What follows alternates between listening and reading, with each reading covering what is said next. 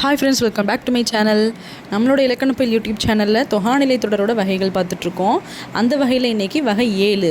அதாவது நம்ம பார்க்குற டாபிக்ஸ் எல்லாமே ஜஸ்ட் ஒரு இன்ட்ரோ டாபிக் அந்த மாதிரி தான் நம்ம பார்த்துட்ருக்கோம். அதுக்குள்ளேயுமே நிறையா விளக்கங்கள் இருக்குது. அதை நான் போக போக நம்மளோட சேனலில் நான் போடுறேன்.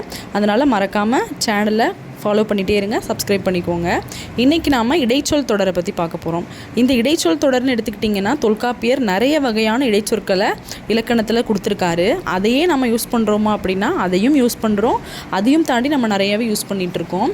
அந்த வகையில் இன்றைக்கி இந்த இடைச்சொல் அப்படின்றது எதுக்கு யூஸ் பண்ணுறோம் அப்படின்னா, எப்பொழுதுமே இந்த இடைச்சொல் ஒரு பெயருக்கும் வினைக்கும் இடையில் கண்டிப்பாக வரும். அப்படி இல்லைனா ஒரு பெயரோடு வரும், அப்படி இல்லைனா ஒரு வினையோடு வரும். சரிங்களா? அதாவது ஒரு பெயரையோ வினையோ வேறுபடுத்தி அதன் பொருளை உணர்ச்சிகரமாகவும் கருத்துப்பூர்வமாகவும் ஆக்குவதற்கு தான் நம்ம இந்த இடைச்சொல்லை பயன்படுத்துகிறோம்.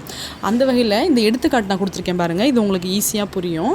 அவன் தான் மனிதன் அப்படின்னு கொடுத்துருக்கேன் இல்லைங்களா? அவன் மனிதன் அப்படின்னு சொல்லிட்டு போயிடலாமே. ஏன் இந்த தான் இடையில கொடுத்துருக்காங்க அப்படின்னா, அந்த ஒரு பெயரை வேறுபடுத்தி உணர்ச்சி பூர்வமாக காமிக்கிறதுக்காக தான் இந்த தான் அப்படின்ற ஒரு சொல்லை நம்ம எக்ஸாம்பிளில் கொடுத்துருக்கோம். இப்போ அவளும் அப்படின்னு கொடுத்துருக்காங்களே, இதை நம்ம என்னென்னு போடலாம் அப்படின்னா, இப்போது அவளும் எடுத்துக்கிட்டிங்கன்னா அது நமக்கு அதாவது முற்றுமையில் வரும். அதாவது நம்ம கொடுக்குற ஆப்ஷன்ஸை நல்லா பார்க்கணும்.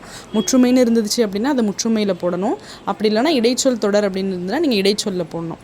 இப்போது அவளும் அப்படின்னா அவள் அப்படின்றத பிரித்து காட்டுறதுக்கு, அதாவது அதோட பொருளை ஈஸியாக நம்ம புரிஞ்சுக்கிறதுக்காக அப்படின்ற ஒரு இடைச்சொல் இது கூட சேர்ந்துருக்கு.